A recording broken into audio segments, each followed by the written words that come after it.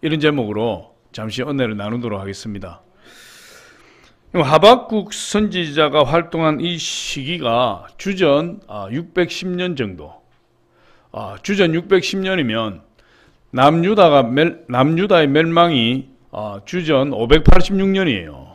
그러면은 586년 망하기 약 20 몇 년 전에. 그러니까 지금 정세가 어떻게 되는 거죠? 지금 나라의 위기가 코앞에 닥친 겁니다. 바벨론 제국이 크게 강성해서 유다를 침공하고 있는 그런 상태예요. 그래서 결국 610년 그 언저리에서 하박국 선지자가 활동을 하게 되었는데, 그때는 나라가 위기 가운데 있을 때예요. 이스라엘 남유다의 왕들 중에 이 요시아라는 왕이 있는데 3대 선왕 중에서 한 명이에요. 굉장히 선한 왕인데 이분이 그때 당시에 활동했어요. 그런데 609년도에 BC 609년도에 애굽이 아수르를 진격해 나갈 때 그 길목에 팔레스타인이 있는데 이스라엘 백성이 이 요시아 왕이 애굽 군대를 막았어요. 애굽 군대가 강력하게 막지 말고 비켜달라고 했는데 요시아 왕이 군대를 이끌고 나와서 그 길목을 막았다가 그 자리에 전사했어요.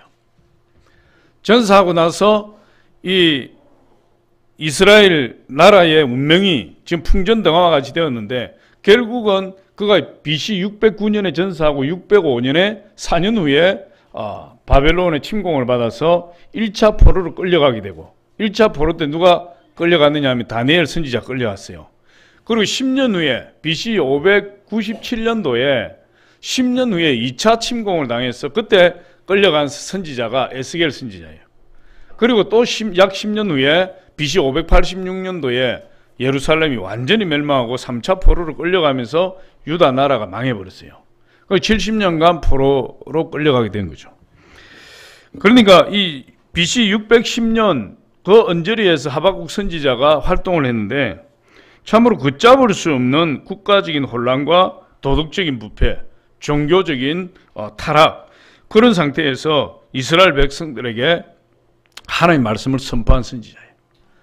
그런데 오늘 말씀에도 나오지만, 오늘 말씀은 사실 진정한 감사라고 했지만 이 하박국 선지자의 하나님에 대한 간절한 기도예요. 간절한 기도. 하박국 선지자는 기도하는 선지자예요. 그리고 하박국이라는 이름의 뜻이 깨안다, 포옹하다 이런 뜻이 있어요.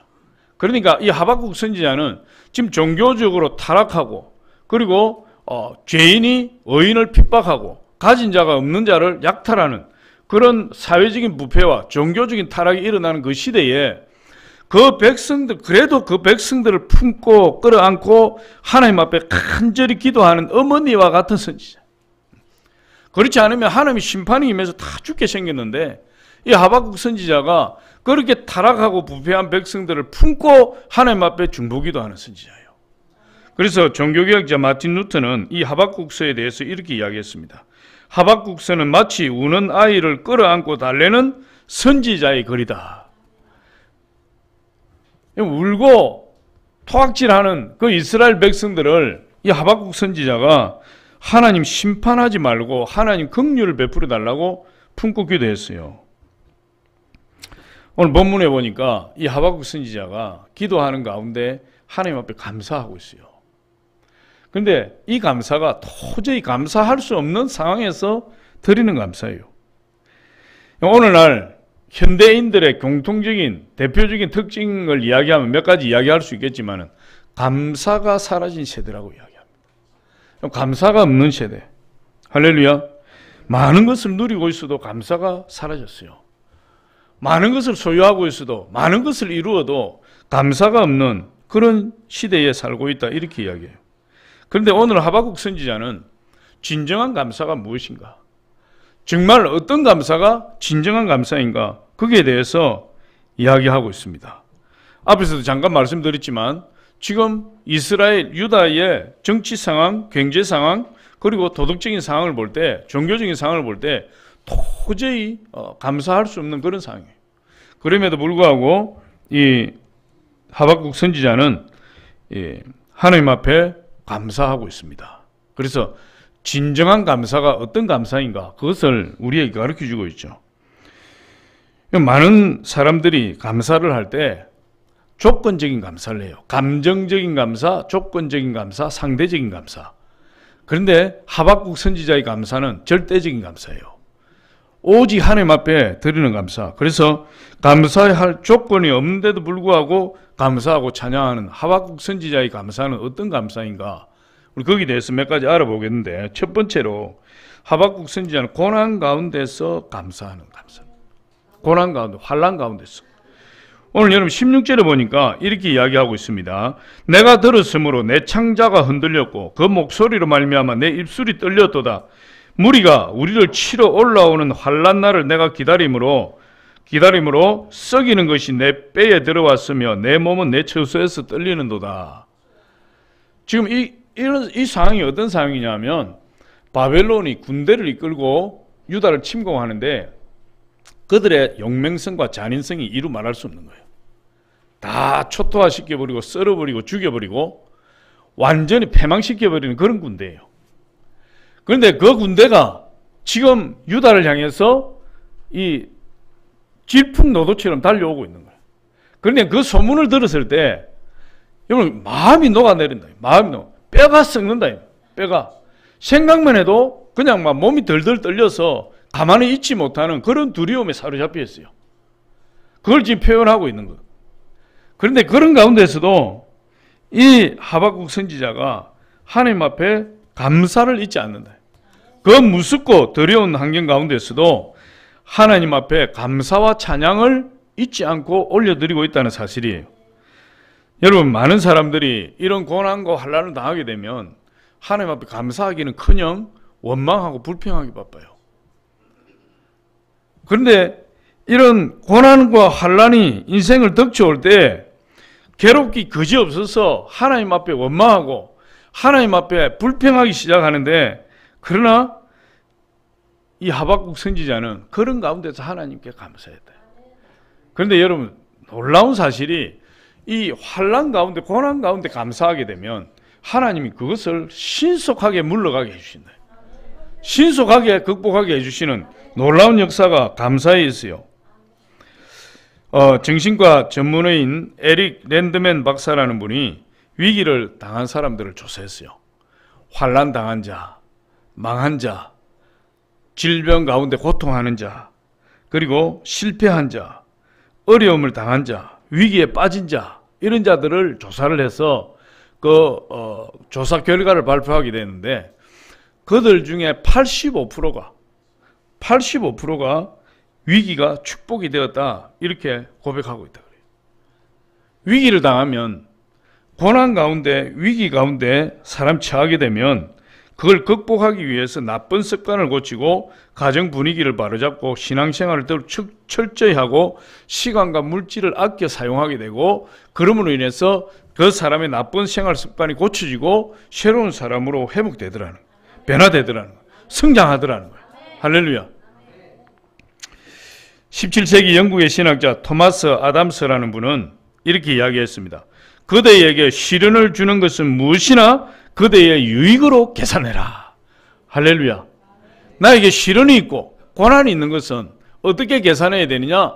나에게 플러스가 된다.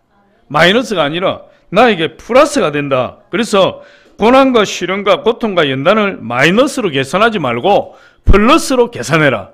할렐루야. 그게 감사해요.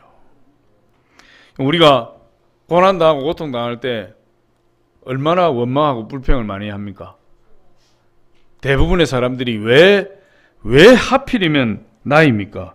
왜 나에게 이런 일이 일어납니까? 그렇게 원망하고 불평해요. 그런데 그 원망하고 불평하는 그 고난과 고통이 결과적으로 나를 성장시키고 나에게 큰 유익으로 영향력을 끼친다, 이렇게 이야기하고 있어요. 그래서 그 사실을 우리가 믿고 더욱더 겸손하고 하나님을 더욱더 믿음으로 섬기게 될 때, 의지하게 될 때 그 위기는 결코 우리를 무너뜨리는 어떤 힘이 아니라 우리를 회복시키고 우리를 축복으로 변화시키는 축복이 된다는 사실을 우리에게 말씀해 주고 있어요. 축복의 길은 평탄한 길이 아니에요. 성경에 보니까 하나님이 축복을 준비하시고 축복을 예비하신 그 축복의 땅 가나안 땅으로 들어가는 길목에 광야가 있어요. 광야를 통과하지 아니하고는 하나님이 약속하신 축복의 땅에 들어갈 수 없는 거죠. 광야가 없는 축복은 결코 있을 수가 없다. 할렐루야. 여러분, 사도 바울과 실라는 빌립보에서 복음을 전했어요.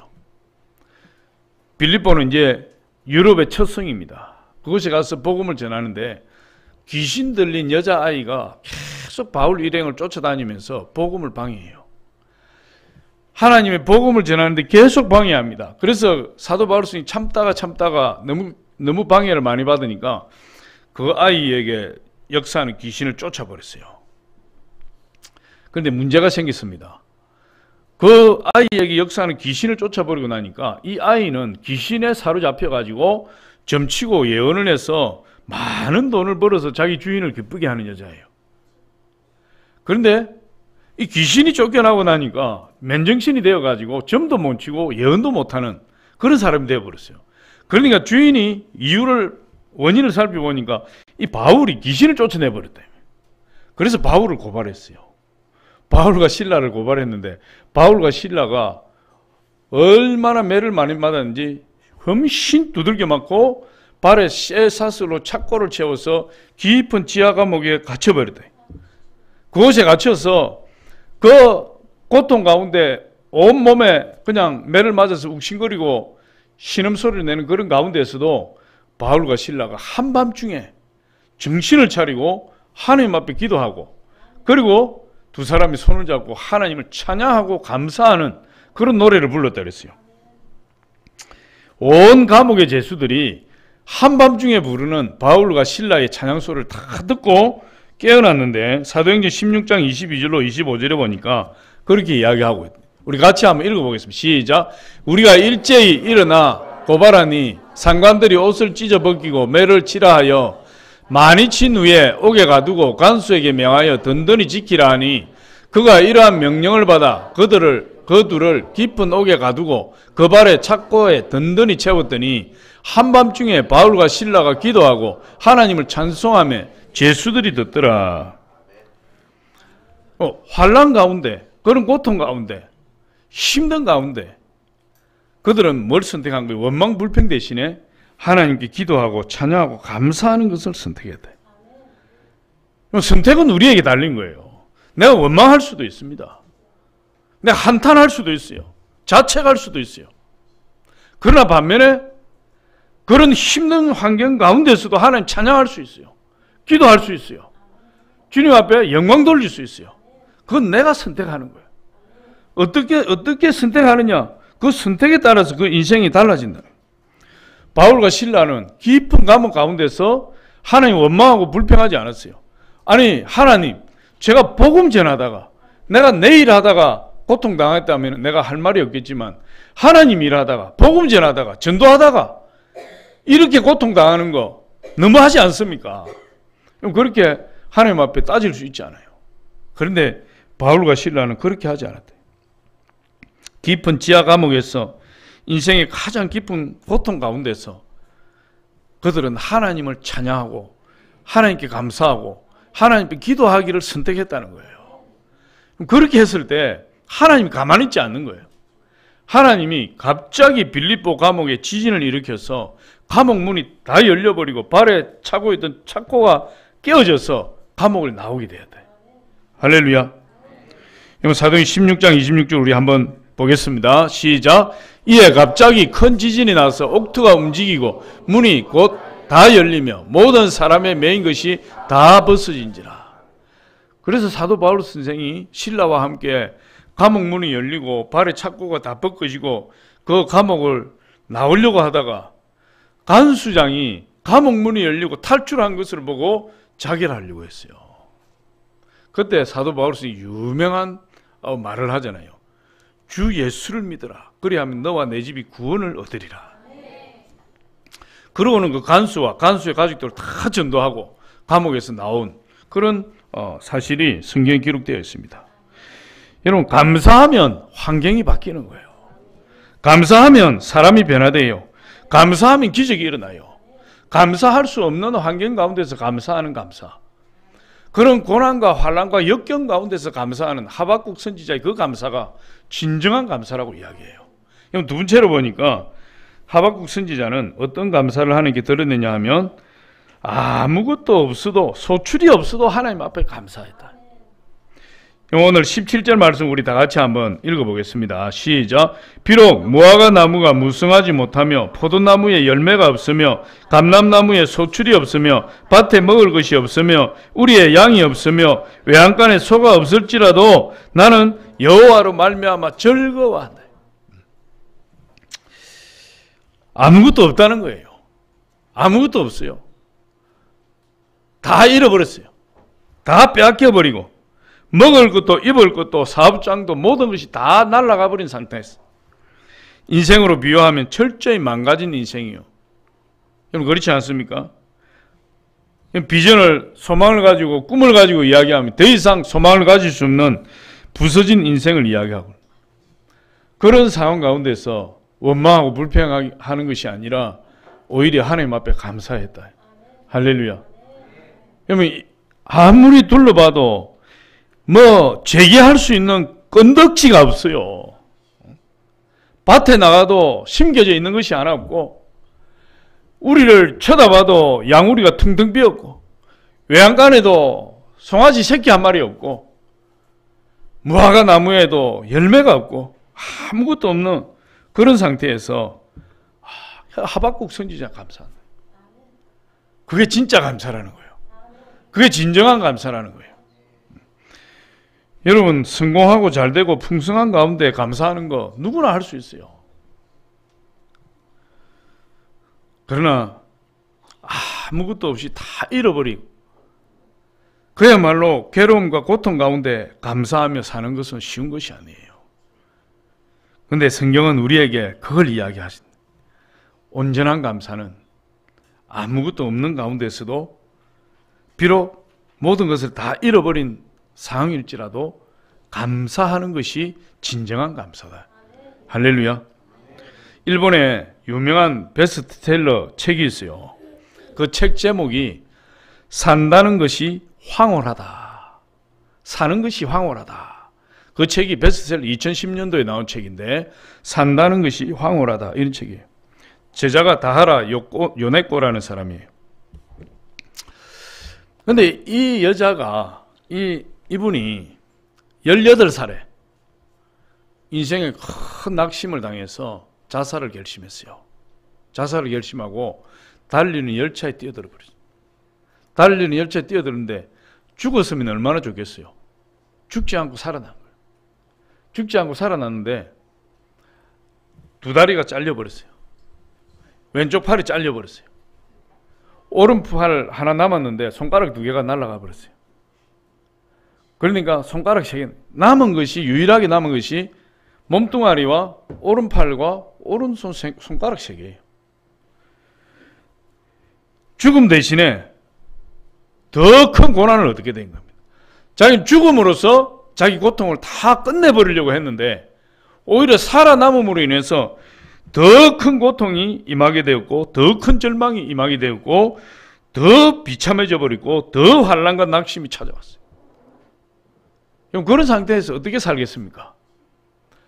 두 다리와 두 팔과 10손가락과 10발가락을 가지고도 살기 힘들어서 자살을 선택했던 여자인데, 이제는 두 다리가 날아가 버리고, 왼쪽 팔도 날아가 버리고, 오른쪽 팔 하나에 손가락 3개 덜렁 달려있는 이 팔을 가지고 어떻게 살 수가 있겠어요?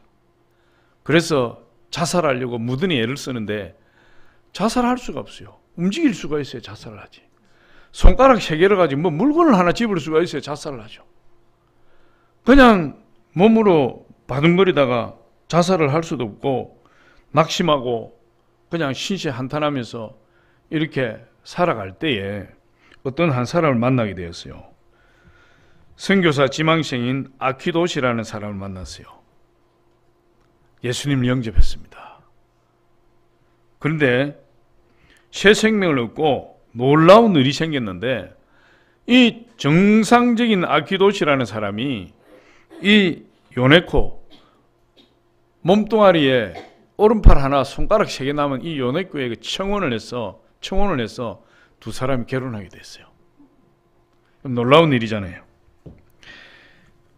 이 두 사람은 꿈에서도 상상할 수 없는 그런 가정을 이루어서 살아가게 되는데, 이 요네코가 자기가 오른팔 하나 손가락 3개 남은 병신이 되었는데, 그럼에도 불구하고 하나님께서 그런 멋진 인생을 살게 해주신 것, 그 남편을 붙여주신 것이 너무나 고맙고 감사해서 더 이상 죽음을 생각한 것이 아니라 하나님의 은혜에, 하나님의 그 베풀어 주신 은혜에 보답하기 하고 살기로 작정했어요. 그래서 자기는 비록 불구자지만은 자기보다 더 힘든 자, 자기보다 더 적은 자, 자기보다 더 그늘진 인생을 사는 자, 아픔을 가진 자, 그 사람들을 섬기며 평생을 살리라, 그렇게 생각을 하고 그분이 전도를 하기 시작해요. 비록 가진 것은 많지만 예수를 모르는 사람들, 힘은 있지만 진리에 눈먼 자들, 건강하지만 참 생명을 지니지 못한 자들을 찾아다니면서 그들을 섬기기 시작하고 그들에게 예수님을 증거하기 시작했어요. 그런데 놀라운 사실이, 오른팔 손가락 3개 남은 그 여자의 말을 듣고 많은 사람들이 예수님을 믿고 돌아오더라는 거예요. 감동을 받고 돌아오더라는 거예요. 이 요네코라는 분이 그 하나님이 병신 같은 자기를 사용하시는 그 은혜가 고마워서 하나님 앞에 이렇게 고백했어요. 하나님 감사합니다. 제게는 손가락이 3개나 있습니다. 그렇게 고백하고 하나님 감사했다는 거예요. 그럼 손가락 3개밖에 남지 않았지만, 아무것도 없이 다 모든 걸 잃어버렸지만 감사하는 인생이 되니까 두 다리와 두 팔을 가지고 행하지 못했던 그런 감사를 손가락 달랑 3개 남은 그것으로 하나님께 감사하는 인생이 되었더래. 할렐루야. 원망 불평 가등한 인생을 살았던 이 요네코가 손가락 3개로 모든 것을 다 잃어버렸지만 남은 손가락 3개로 감사하는 그런 인생이 되었어요. 그래서 책 제목이 뭐라 그랬죠? 산다는 것이 황홀하다. 자서전이에요. 오른팔 하나 손가락 3개 남아서 살아가는 것이 뭐가 황홀하겠어요. 근데 감사하는 인생으로 바뀌니까 산다는 것이 황홀하게 됐어요. 할렐루야. 여러분 시편 50편 23절에 보니까 감사로 제사를 드리는 자가 나를 영화롭게 하나니, 보여주세요. 감사로 제사를 드리는 자가 나를 영화롭게 하나니 그의 행위를 옳게 하는 자에게 내가 하나님의 구원을 보이리라.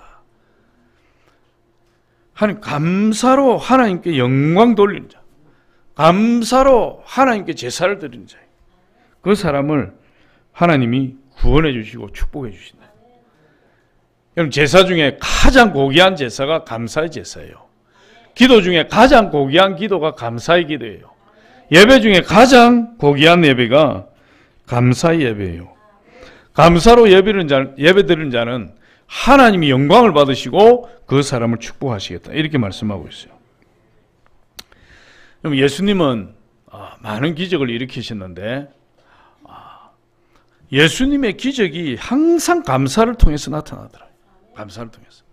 하루는 벳세다 빈들이라고 그랬어요. 그 벳세다 빈들에서 남자만 5,000명, 어린아이와 여자까지 해서 한 2만 명의 군중이 모였는데 예수님이 말씀을 듣다가 해가 지는데 먹을 것이 없어 전부 다 굶주리게 되었어요. 그때 예수님이 그들에게 먹이려고 찾아보니까 어린아이 도시락 하나 있어요. 보리떡, 조그마한 보리떡 5개, 물고기 조그마한 거 2마리. 그건 어린아이의 한 끼 식사예요.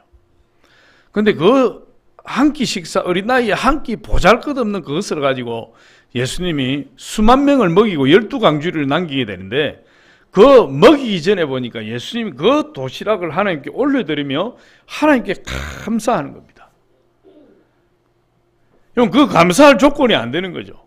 어린아이 한 끼 식사밖에 되지 않는데 그것을 가지고 하나님께 올려드리고 하나님께 감사를 했더니 하나님께서 거기에 축복을 하시는데 떼어주고 나눠주도 계속 풍성하게 남는 겁니다. 남자만 5,000명, 여자와 어린아이까지 약 2만 명이 배가 터지도록 먹고 12강주리를 남게 거두었더라.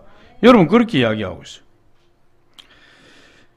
그럼 하박국 선지자는 비록 무화과 나무에 열매가 없고 포도나무에 열매가 없고 우리의 양이 없고 밭에 먹을 것이 없고 외양간에 송아지가 없을지라도 하나님 앞에 감사해야 돼. 그런데 그가 왜 감사할 수 있었느냐? 어떻게 감사할 수 있었느냐? 하나님 한 분으로 만족합니다. 할렐루야.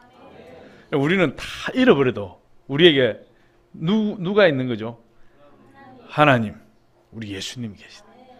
그 하나님 때문에 감사할 수 있다. 그렇게 이야기하고 있어요.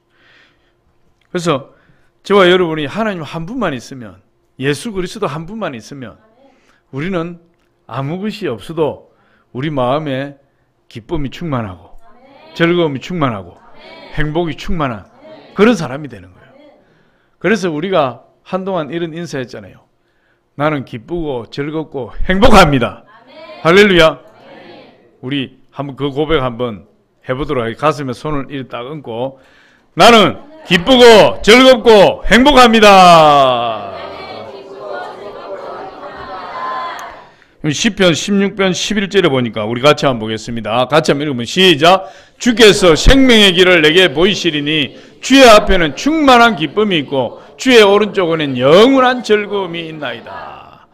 주의 앞에는 충만한 기쁨이 있고 주의 우편에 영원한 즐거움이 여러분 있는 것입니다.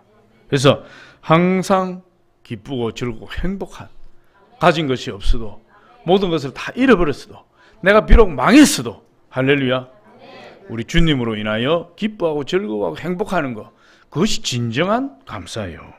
오늘 세 번째로 보니까 이 하박국 선지자가 진정한 감사를 할 수 있었던 것은 하나님이 구원하셨다는 사실 때문이에요.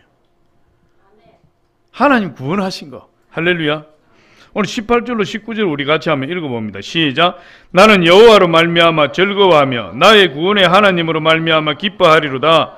주 여호와는 나의 힘이시라. 나의 발을 사슴과 같게 하사 나를 나의 높은 곳으로 다니게 하시리로다. 하나님 나의 힘이 되신다. 하나님 나의 구원이 되신다.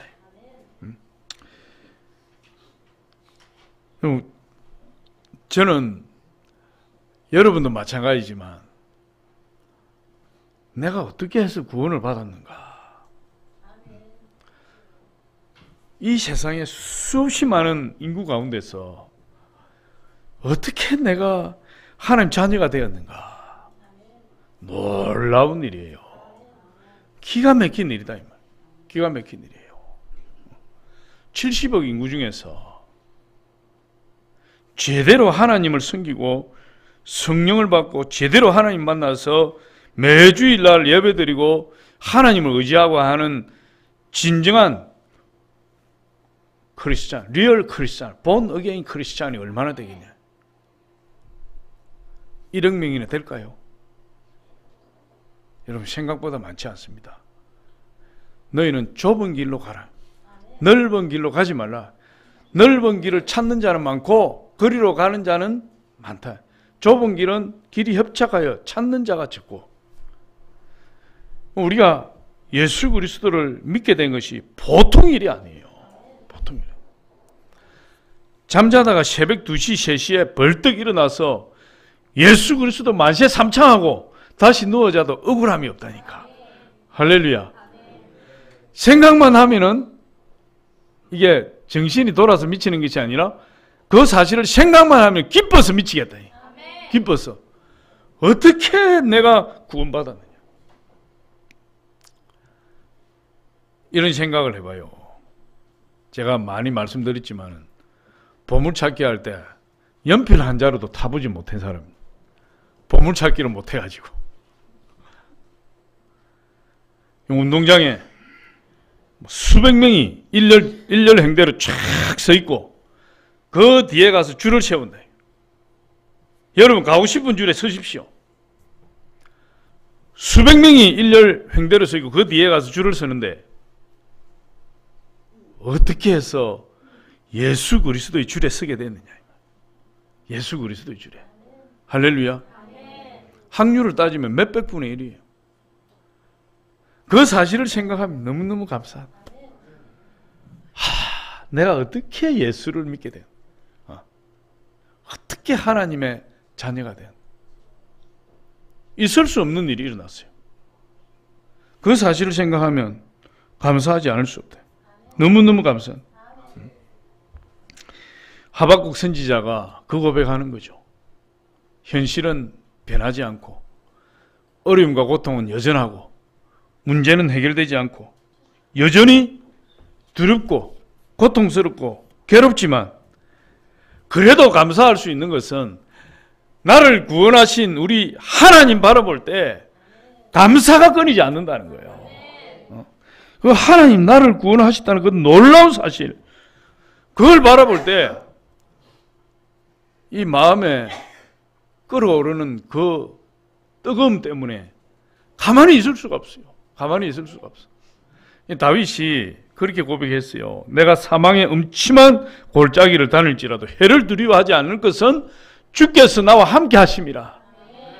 하나님이 나와 함께 하시고, 비록 내가 지금 사망의 음침한 골짜기에 빠진 것처럼 내가 실패하고 망하고 다 잃어버리고 아무것도 없고 내가 비참한 상황에 빠졌다 할지라도 나를 구원하신 예수 그리스도가 나와 함께 있으니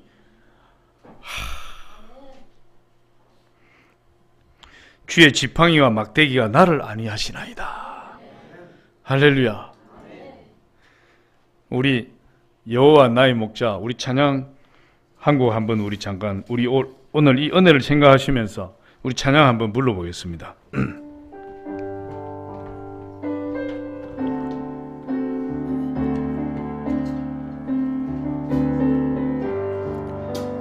여호와 나의 목자 내게 부족 없네. 푸르른 초장 위에 나의 몸 누이시네. 선한 목자 오 나의 목자여 생수가 넘치는 곳 날 인도하시네. 내 영혼 소생하며 자기 이름 위해 의의 길 인도하니 골짜기 두려움 없네. 선한 목자 오 나의 목자여 생수가 넘치는 곳 날 인도하시네. 주님의 지팡이가 안위하네. 나를 주께서 원수 앞에 상으로 베푸시네.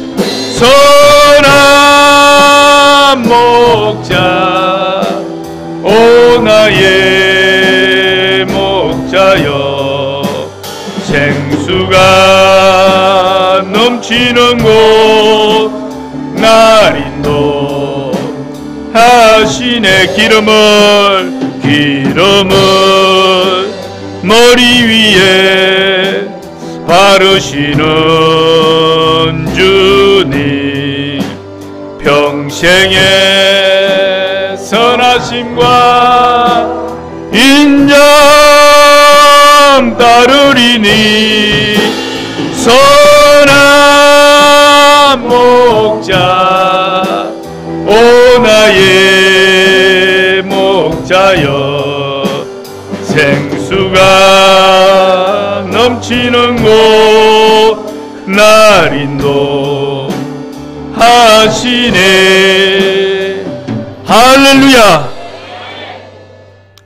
여호와는 나의 목자가 되신, 내가 비록 모든 걸 다 잃어버렸어도 부족함이 없게 해주시는 분이 우리 목자 되시는 예수 그리스도예요.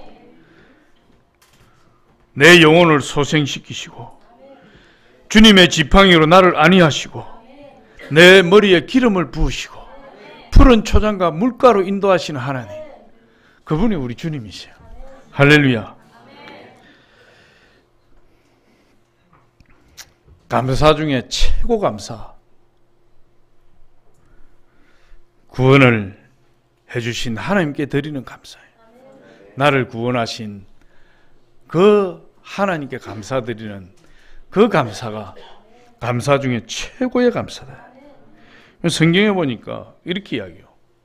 한 사람으로 말미암아 세상에 죄가 들어오고 죄로 말미암아 사망이 들어왔나니 그러므로 모든 사람이 범죄하였으므로 사망이 모든 사람에게 다 이르렀느니라. 한 사람 아담의 범죄로 인해서 모든 사람이 다 죄인이 되었고 다 사망에 이르게 되었다.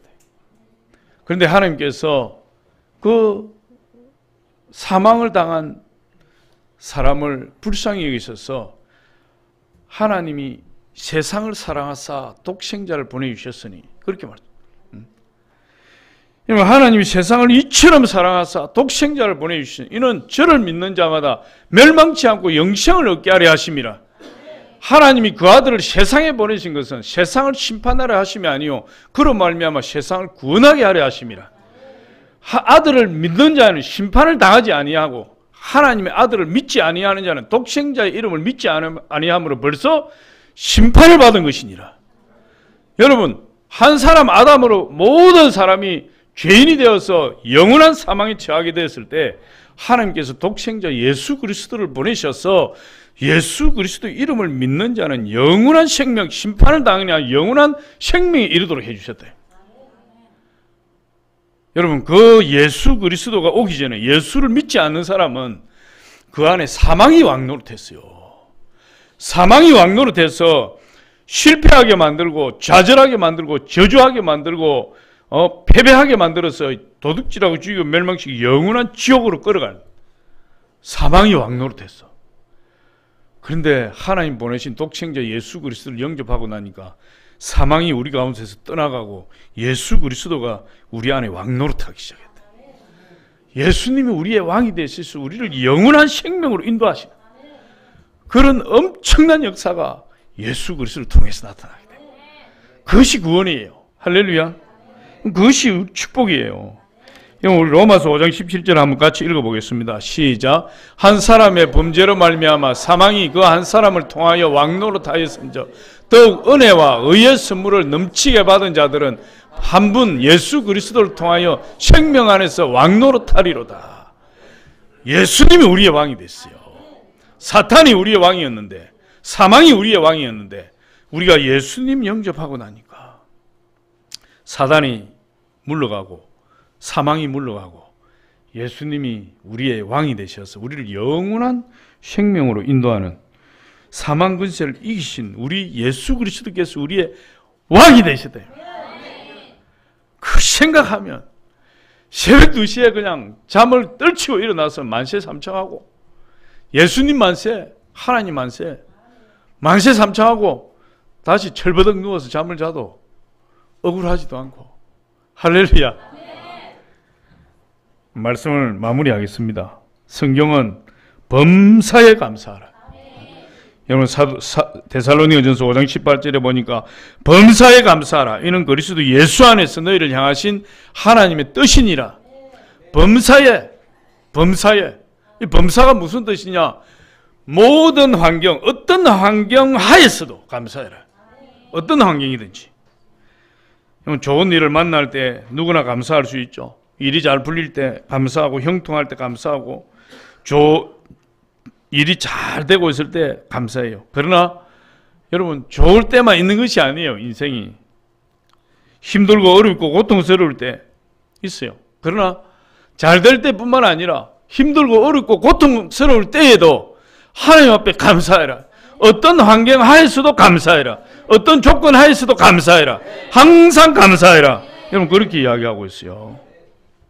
그것이 하나님의 뜻이라. 감사는 기적을 일으킵니다. 오늘 진정한 감사에 대해서 하박국 선지자가 이야기해요. 첫 번째 뭐라 그랬죠? 고난 가운데 감사하십시오.